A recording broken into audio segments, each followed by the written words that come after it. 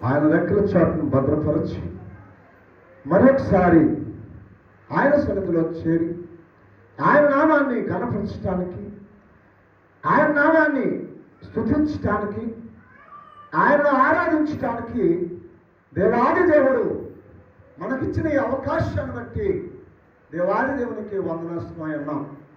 కూడి వచ్చిన మీ అందరికీ కూడా ప్రభువును రక్షకుడైన యేసుక్రీస్తు నామమును బట్టి వందనాలు చెల్లిస్తున్నాను.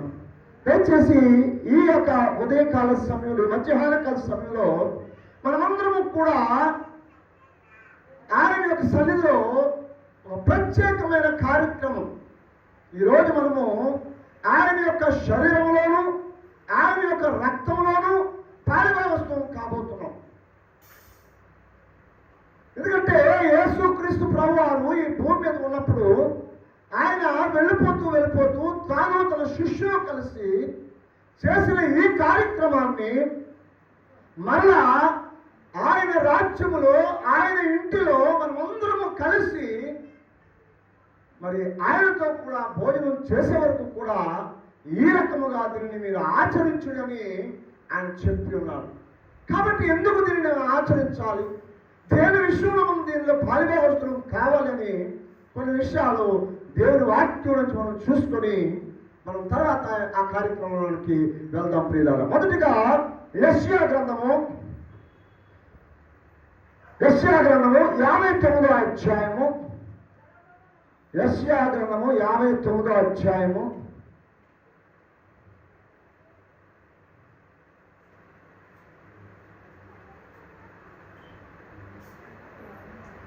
యెషయా 59 2వ వచనం. మీ పాపములు ఆయన ముఖములకు మీకు మరుగుపరిచెను కనుక ఆయన ఆలకింపుకున్నాడు. మీ చేతులు రక్తము చేతను, మీ వేళ్ళు ద్వేషము చేతను అపవిత్రపరచబడి ఉన్నవి. మీ పెదవులు అబద్ధములు ఆడుచున్నవి, మీ నాలుక కీడును బట్టి మాట్లాడుతున్నారు. ఇక్కడ మనం దేవుని వాక్యం చూసినట్లయితే ప్రియులారా, మనకి దేవునికి అడ్డుగా ఏముందండి? మనకి దేవునికి అడ్డుగా ఏమున్నాయి? మన పాపములు ఉన్నాయి. అందుకే అంటున్నారు ప్రభువు, మీ పాపములు ఆయన ముఖమును మీకు మరుగుపరచును కనుక ఆయన ఆలకింపుకున్నాడు. ప్రియులారా, ఇక్కడ దేవుడు మన యొక్క ప్రార్థన ఆలకించట్లేదు అని అంటుంది వాక్యము. ఎందువల్ల ఆలకించట్లేదంట? మన పాపములు, మన దోషములు ఆయనకును మనకును ఎలా ఉన్నాయండి? అడ్డుగోడలా ఉన్నాయి. ఇప్పుడు ఈ గోడ ఉంది ఇక్కడ, దీని వెనకాల ఏముందో మనకి ఎలా తెలుస్తుంది? అది దాని వెనకాల, గోడ వెనకాల ఏముందో తెలియాలంటే ఆ గోడని తీసుకెళ్ళి అవతలకి వెళ్ళేనా చూడాలి. కాబట్టి అది అడ్డున్నంత సేపు కూడా దీని వెనకాల ఏముందో మనకు తెలియదు. అదే రీతిగా నీకును మనకును మన దేవునికి అడ్డుగా ఏమున్నాయంటండి? మన పాపములు ఉన్నాయంట. కాబట్టి ఆ పాపములు రక్తములే. మీ చేతులు రక్తముతో నిండి అంటున్నాడు. మీ పాపములు మీకును మీ ప్రభువులకును అడ్డుగా వస్తున్నాయి అంటున్నాడు. కాబట్టి మనల్ని ఏం చేయమంటే మనల్ని కడుక్కోమంటున్నాడు. మనల్ని కడుక్కోమంటున్నాడు. చూసినట్లయితే యెషయా గ్రంథము 1వ అధ్యాయము 16వ వచనం చూడండి. 16 నుంచి 20 వరకు. మిమ్మల్ని కడుక్కొని శుద్ధి చేసుకుని, మిమ్మల్ని కడుక్కొని శుద్ధి చేసుకుని, మీ దుష్క్రియలను కలగకుండా వాటిని తొలగిపుడి. చాలు. ఏమన్నాడండి? మిమ్మల్ని కడుక్కోమంటున్నాడు. మనల్ని కడుక్కోమంటున్నాడు. దేంతో కడుక్కోమంటున్నాడు? సబ్బుతోనా? దేంతో కడుక్కోవాలి? మనల్ని మనము దేనితో కడుక్కోవాలంటే ఆయన యొక్క పరిశుద్ధమైన రక్తంతో కడుక్కోవాలి.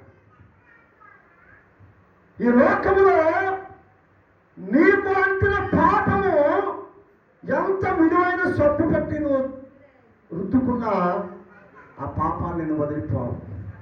నీకు ప్రభువుకి నీ ప్రభువుకి నీ పరలోకపు తండ్రికి అడ్డుగా ఉన్నా కూడా తొలగిపోవాలంటే నువ్వేం చేయాలి? ఆయన రక్తముతో కడుగొనాలి. ఆయన రక్తముతో నువ్వు కడుక్కోవాలి.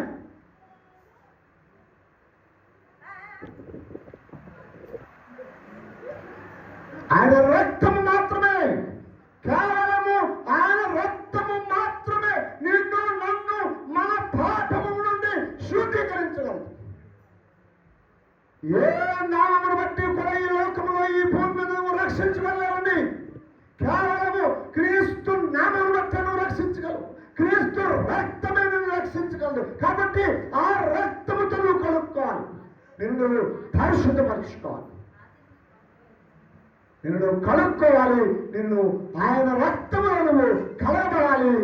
ఆయన శరీరంలో పాలిభాగస్వామి, ఆయన రక్తములో నువ్వు పాలిభాగస్వామి. ఎప్పుడైతే నువ్వు ఆయన రక్తములో పాలిభాగస్వామి, ఎప్పుడైతే ఆయన శరీరంలో పాలిభాగస్వామి అవుతావో అప్పుడు నీకును ఆయనకు ఉన్న మధ్య కూడా తొలగిపోతుంది. మన దోషములు మనకి తెలియవండి. మనము చేసిన పాపాలు మనకి ప్రియులారా, మనం చూసినట్లయితే యేసు క్రీస్తు ప్రభువారు నీ కొరకు నా కొరకు కపాలమనే స్థలములకు ఆయన తీసుకొచ్చి అక్కడ ఆయన సిలువ వేశారండి.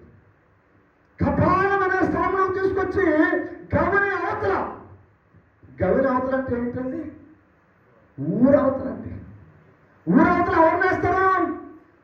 సజ్జనులు వేస్తారు. ఆయన ఏ పాపము చేయలేదు ప్రియులారా. ఆయనలో ఏ దోషము కూడా పిలాతుకు కనబడలేదు. అక్కడ ఉన్న ఏ న్యాయాధిపతికి కూడా కనబడలేదు. ఆయన దోషం ఏది కూడా లేదండి. అడిగాడు, ఆయన వదిలేస్తామని ఆటగా పిలాతు అడిగాడు, మీకు బరబ్బా కావాలా ఈయన కావాలంటే ఆ దొంగ నరహంతకుడు ఆయన బరబ్బానే కోరుకున్నారు. కానీ యేసు క్రీస్తుని సిలువేయండి అని చెప్పిలా. ఎందుకో తెలుసా? నీ కొరకు నా కొరకు ఆయన గవిని అవతల సిలువ మరణం పొందారు. నీ కొరకు నా కొరకు ఆయన కనుక ఆ యొక్క గవిని అవతల సిలువ రాళ్ళ మీద వేలాడకపోతే, ఆయన రక్తము చిందించకపోతే నీవు నేను ఈ రోజు సంతోషంగా ఆనందంగా ఈ మందిరంలో కూర్చొని గడపలేని ప్రియులా. నీవు నేను రక్షణ మార్గంలో నడవాలంటే, నీవు నేను రక్షించబడాలంటే ఆ గవిని అవతల ఆయన సిలువ వేయబడాలి. మనం చూసినట్లయితే గలాతీ 3వ అధ్యాయము 13-14 చదివమా?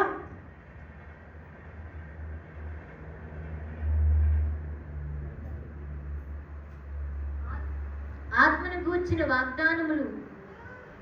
గలాతీ 3:13-14. ఆత్మను గూర్చిన వాగ్దానము విశ్వాసం వలన మనకు లభించినట్లు. విశ్వాసము వలన మనకు లభించినట్లు అబ్రహాము పొందిన ఆశీర్వచనము క్రీస్తు యేసు ద్వారా అన్ని జనులకు కలుగుటకై క్రీస్తు మన కోసము శాపమై మనలను ధర్మశాస్త్రమును శాపము నుండి విమోచించెను. ఇందును గూర్చి మ్రాను మీద వేలాడిన ప్రతివాడును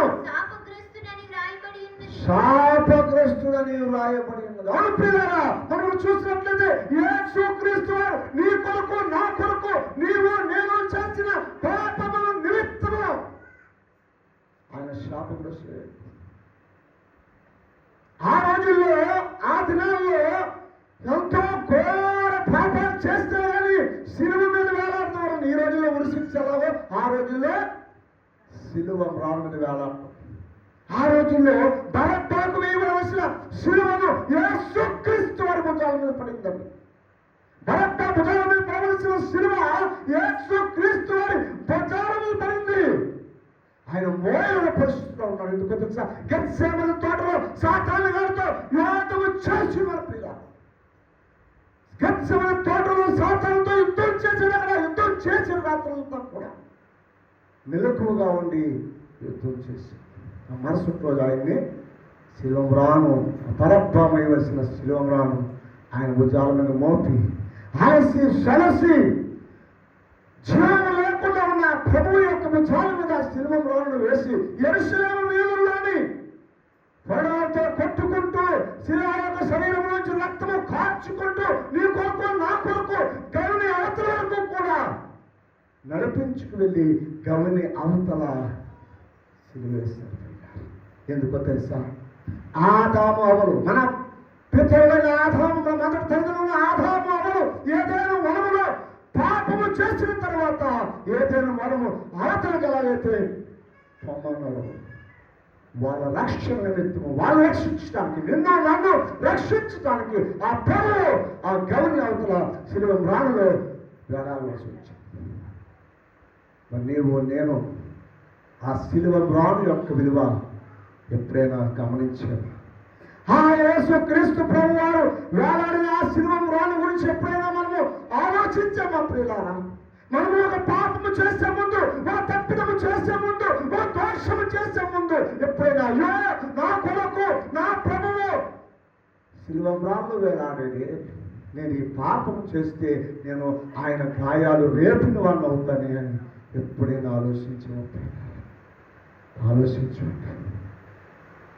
యేసు పిలాతు న్యాయపీఠం గుమ్మము దాటుతున్నప్పుడు బరబ్బా కోసం సిద్ధం చేసిన శిలువను దెబ్బలతో రక్తము కారుతున్న ఆయన భుజాల మీద పెట్టినప్పుడు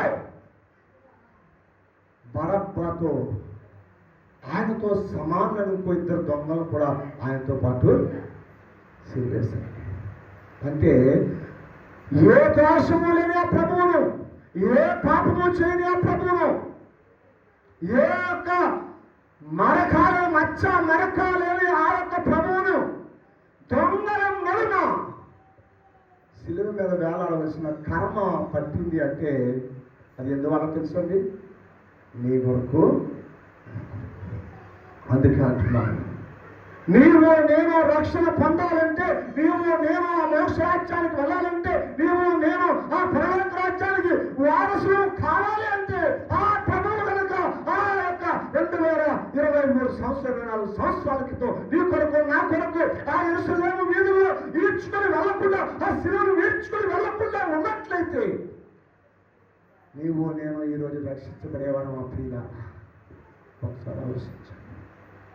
మరి అన్ని నిందలు ఆయన మోసాడే, అంత బరువైన శిలువను నీ కొరకు నా కొరకు మోసాడే, మనం తిరిగి ఆయనకి ఏమవుతుంటాం? మనం ఏమీ ఇవ్వలేము. ఏమిచ్చి కూడా ఆయన రుణమో ఏమిచ్చి రుణం తీర్చను నా యేసయ్యా, ఏమిచ్చి రుణం తీర్చను అని మనం పాడుతోంది. ఏమిచ్చి రుణం తీర్చిన ఎవరు పాడతాం? ఏమీ ఇవ్వలేం ప్రియుల, ఏమీ ఇవ్వలేం. కేవలము నీవు ఆయన రక్తములో కడగబడాలి. నీవు కేవలమైన రక్తంలో కడగబడాలని ఆయన నీ కొరకు నా కొరకు 2024 సంవత్సరాల క్రితము ఆ శిలువ మ్రాణు మోసాడు ప్రియుల. అదే రీతి మనం చూసినట్లయితే యెషయా 1:16-20 చదువు. మిమ్మును కడుక్కొని శుద్ధి చేసుకొనుడి, మిమ్మును కడుక్కొని మీరు శుద్ధి చేసుకొనుడి, మీ దుష్క్రియలు నాకు కనబడకుండా వాటిని తొలగింపుకొనుడి, కీడు చేయుట మానుడి, మేలు చేయ నేర్చుకొనుడి, న్యాయమును జాగ్రత్తగా విచారించుడి, హింసించబడు వారిని విడిపించుడి, తండ్రి లేని వారికి న్యాయము తీర్చుడి, విధవరాలి పక్షమున వాదించుడి. యెహోవా ఈ మాట సెలవిస్తున్నాడు. మనల్ని ఎవరు ఎక్కువ అడుగుతున్నాడు? ఆయన మనల్ని ఎవరు ఎక్కువ అడుగుతున్నాడా ప్రియులారా? ఏమన్నాడు? నా యొక్క రక్తములో మీరు కడగబడండి, మీ దోషాలు, మీ పాపాలు, మీ మీద ఉన్న యొక్క పాపపు మచ్చలను కడిగి శుద్ధి వాక్యము సెలవిస్తుంది. స్వయంగా ఆయనే సెలవిస్తుంది. మీ పాపములు మీ రక్తపు మరకలు కనబడుతున్నాయి. మీ యొక్క శరీరం మీద ఉన్న ఆ రక్తపు మరకలు పోవాలంటే, ఆ పాపపు మరకలు పోవాలంటే, ఆ దోషపు మచ్చలు పోవాలంటే నా రక్తముతో మీరు కడుక్కోండి. శుద్ధి అనండి, శుద్ధీకరింపబడండి. అందుకే ప్రియులారా, సెవెంత్ డే అడ్వెంటిస్ట్ సంఘం వారు 3 నెలలకు ఒకసారి ఈ కార్యక్రమాన్ని పెడతారు. ఈ రోజుల్లో అయితే నెల తీసేసుకుంటున్నారు, నెల ఇచ్చేస్తున్నారు. ప్రతి 2వ శనివారం కూడా ఇచ్చేస్తున్నారు. మరి కొన్ని సంఘాలు అయితే ప్రతి ఆదివారం తాగేస్తున్నారు. ఇది చాలా పరిశుద్ధమైన ప్రియులారా. యేసు రక్తము పరిశుద్ధమైనది. ఎందుకంటే ఆయన పాపము లేని పురుషుడు కనుక ఆయన ఒక సవాలు ఇస్తున్నాడండి. అక్కడ ఉన్న న్యాయాధిపతులకు, రాజులకు, యాజకులకు, పరిసయ్యులకు, సద్దుకయ్యులకు అందరికీ ఒక సవాలు ఇస్తున్నాడు. నాలో పాపం ఉన్నదని మీలో ఎవరైనా చూపించగలరా? సవాలు చేయగలరా? సవాలు చేయగలరా? ఈ భూమి మీద ఎవరైనా దేవుళ్ళు దేవతలు అనిపించుకుని ఎవరైనా సరే అటువంటి సవాలు ఇస్తున్నారా? లేరు. కేవలము యేసు ఒక్కడే, యేసు ఒక్కడే, ఒక్కడే పరిశుద్ధుడు, ఒక్కడే, ఒక్కడే యేసు ఒక్కడే, ఒక్కడే పరిశుద్ధుడు, ఒక్కడే. నీ కొరకు నా కొరకు పాపిని ప్రాణం పెట్టి పాపిని కాపాడగలిగేవాడు, పాపిని కలగలిగేవాడు కేవలం యేసు ఒక్కడే. అంతేకాకుండా నా రక్తముతో మీరు కడుక్కొని మీ దోష క్రియలు తుడిచివేసుకున్నట్టు మీరు పాపము చేయకుండా, కీడు చేయకుండా మేలైనది ఏదో దాన్ని వెదకి దాన్ని అవలంబించాలి. అవును ప్రియులారా, నీ కొరకు నా కొరకు ఆ ప్రభువు ఎంతైనా నమ్మదగినవాడు. ఎంత ఘోర పాపినైనా సరే క్షమించే దేవుడైనా, ఎంత ఘోర పాపినైనా క్షమించే దేవుడైనా, పరిశుద్ధుల దేవుడు. నీ పాపము రక్తము వలె ఎర్రటివేరును, హిమము వలె తెల్లగా చేస్తాను. అది రక్తములా ఉన్నా సరే, రక్తపురంలో ఉన్న వాటిని ఏమన్నాడు? హిమము వలె. హిమం అంటే మంచు వలె వాటిని తెల్లగా చేస్తాను. అంత గొప్ప దేవుడు ఎవరైనా ఉన్నారండి?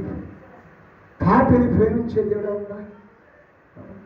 పాపి కొరకు ప్రాణం పెట్టిన వాడు ఎవరైనా ఉన్నారు అంటే అది కేవలము యేసుక్రీస్తు ప్రభువు. పలువేదాలలో, ఇతిహాసాలలో, మత గ్రంథాలలో పాపము లేని పురుషులు ఎవరైనా ఉన్నారు అంటే అది కేవలము యేసుక్రీస్తు.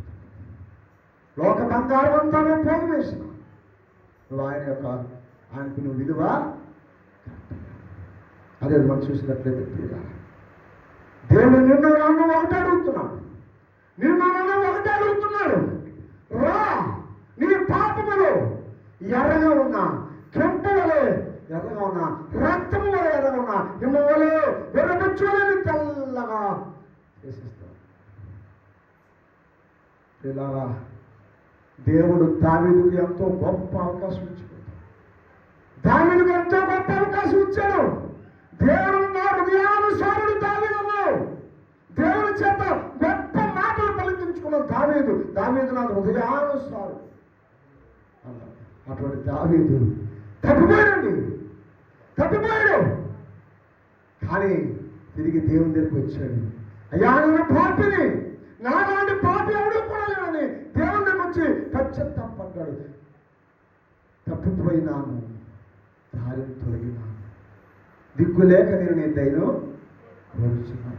ప్రభువా, ఒక్కసారి నన్ను క్షమించయ్యా అని దావీదు దేవుని దగ్గర పశ్చాత్తాపడ్డాడు. ఉపవాసంతో పశ్చాత్తాపడ్డాడు. దావీదును క్షమించాడు. ప్రియుల క్షమించాడండి. వ్యభిచరించాడు, పరాయి వారి భార్యను వ్యభిచరించాడు. వ్యభిచరించడమే కాకుండా నరహత్య చేశాడు. అయినప్పటికీ కూడా దేవుడు ఎంత ప్రేమమైన చూడండి, కనికరించి కృప చూపించి మారు మనసు పొందాడు. కాబట్టి తన యొక్క పాపాన్ని యేసు రక్తంతో కడుక్కున్నాడు కాబట్టి మరి ఆయన క్షమించబడ్డాడు, విడిచిపెట్టబడ్డాడు. అదే మనం చూసినట్లయితే తప్పిపోయిన కుమారుడు తన తండ్రి ఆస్తంతటి పంచుకొని వెళ్ళిపోయాడు. ఏమీ దిక్కుదాచిన స్థితిలో మరలా తిరిగి వచ్చాడు. తండ్రి క్షమించడా లేదా? క్షమించాడు. సంసోనుకు దేవుడు ఎంతో గొప్ప బలాన్ని ఇచ్చాడు. పిల్లలు, నా భవిష్యత్తు అంతటి ఘనమైన బలవంతుడు ఎవడో కూడా లేడు పిల్లలు, సంసోను వంటి వాడు. కానీ స్త్రీలోనుడైపోయి దేవుడిచ్చిన అభిషేకాన్ని పోగొట్టుకొని తన శత్రువుల సమక్షంలో, అన్యుల సమక్షంలో, అన్యుల దేవత ముందు గుడ్డివాడై గాను గెలుస్తున్న సమయంలో దేవుడు గుర్తొచ్చాడు. నా దేవుడు గొప్పవాడు, నన్ను క్షమించే దేవుడు, నన్ను కరుణించే దేవుడు, నన్ను కనికరించే దేవుడు, నన్ను క్షమిస్తాడని, దేవా ఒక్కసారి నాతో నువ్వు మాట్లాడయ్యా అని దేవుణ్ణి పిలిచాడు. దేవా ఒక్కసారి నాతో నువ్వు మాట్లాడావు, నువ్వు నాతో మాట్లాడినట్లయితే నేను బ్రతుకుతానయ్యా అని దేవుడు అడిగాడు. దేవుడు సంసోనుని మీద జాలి చూపించాడు. తన పాపములను కడిగి శుద్ధీకరించి దేవుడు సంసోను మీద తన కృపనిచ్చాడు, శుద్ధీకరించాడు. మరి క్షమించబడ్డాడు. అంతటి బలవంతుడైన సంసోను ఆ ఫిలిష్తీయులందరూ ఒక్క ఉదురులో, ఒక్క ప్రార్థనతో సమస్త అన్యజనాంగాన్ని కూడా నాశనం చేసి పారిపోతున్నారు. అటువంటి గొప్ప దేవుడు నీకును నాకును కూడా ఈరోజు ఆహ్వానిస్తున్నాడు. అంతటి గొప్ప గరుడైన ఆ దావీదు, ఆ సంసోను, ఇంకెంతో మంది గొప్ప గొప్ప రాజులు, భక్తులు, ప్రవక్తలు, యాజకులు, ఇటువంటి వారు తప్పుదారు తెలుసుకొని మారు మనసుతో, పశ్చాత్తాపముతో దేవుని పాదాల దగ్గరకు వచ్చినప్పుడు వారందరూ కూడా రక్షించబడ్డారు. మనం ఇలా చూసుకుంటూ పోతే బైబిల్ గ్రంథంలో, ఈ పరిశుద్ధ గ్రంథంలో ఎంతో మంది ఉన్నారు పిల్లరా. పాపము నుంచి కడిగబడి శుద్ధీకరించబడి దేవుని యొక్క కృప పొందుతారు.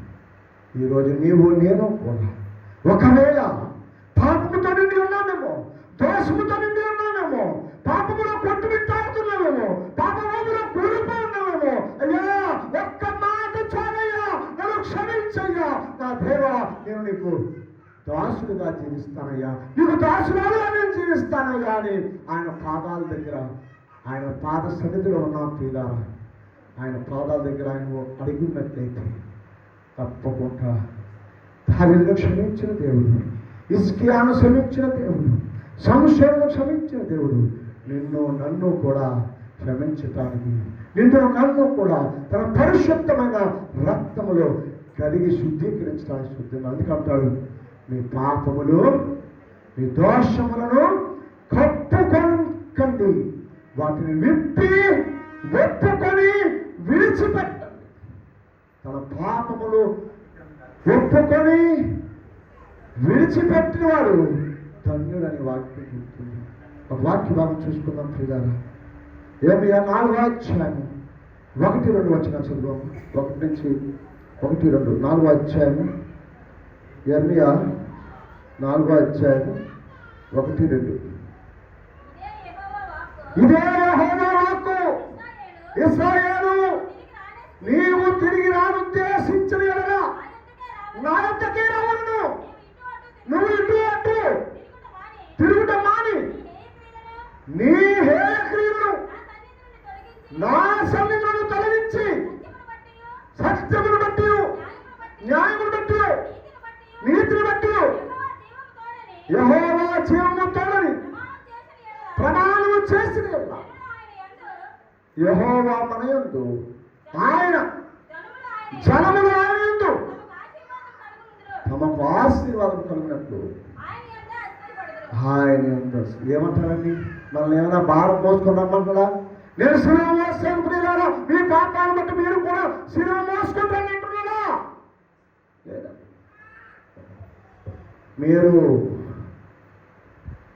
మీరు తిరిగి రానుద్దేశిని అంట్లా నా యొద్దకే రావాలి. నీవు ఇటు అటు తిరిగిన ఎలా మాని నీ యొక్క పాప క్రియలు, హేయమైన క్రియలు నా సన్నిధిలో కనబడకుండా వాటిని విడిచిపెట్టి తొలగించుకొని సత్యమును బట్టి, న్యాయమును బట్టి, నీతిని బట్టి యెహోవా జీవము తొలగిన ఎన్నటికీ పాపము చేయని ప్రమాణం చేసి ఆయన సన్నిధిలో ఒప్పుకున్నట్లయితే ఏమన్నాడు? ఆయన తమకు ఆశీర్వాద బలము కలుగుతుంది, ఆయన దయను పొందుతారు అంటుంది. కాబట్టి దేవుని వాక్యము ప్రియులారా మనకి హెచ్చరిస్తుంది.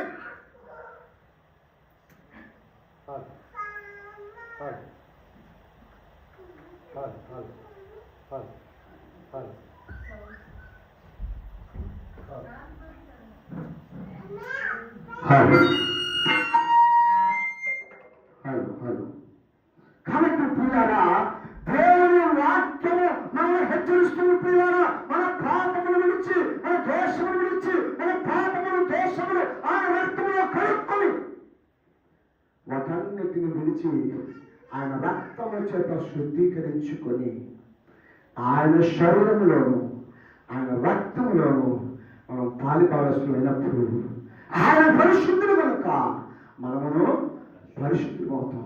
ఆయన నీతిమంతులు కనుక మనమును నీతిమంతులవుతాం. కాబట్టి మీరు ఎంతమంది పరిశుద్ధులు అవ్వాలనుకుంటున్నారు? ఎంతమంది నీతిమంతులు అవ్వాలనుకుంటున్నారు? ఈ రోజే, ఈ సమయంలోనే, ఆయన సమయంలోనే మన పాపాలు ఒప్పుకుందాం. ప్రార్థన చేసుకోండి.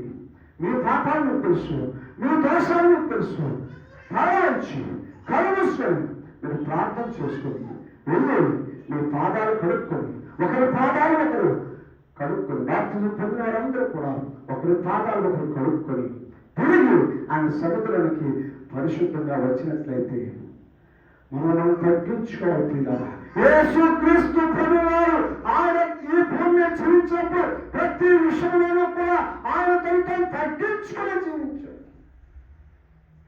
ఆయన తను తగ్గించుకునే మనము కూడా ఆయన చూపిన మాదిరికరమైన మార్గంలో మనము కూడా నడవాలని ఆయన ఆశిస్తున్నాడు. కాబట్టి మనము కూడా ఒకరిని ఒకరు తగ్గించుకొని వెళ్ళి పాదాలు కడుక్కొని ఆయన సన్నిధిలోకి వచ్చినట్లయితే ఆయన యొక్క శరీరంలోను ఆయన రక్తంలోను మనం పాలుపరుస్తున్నాం అవుతాం. దేవుడు ఈ కొద్ది మాటలు దీవించి ఆశీర్వదించుగాక.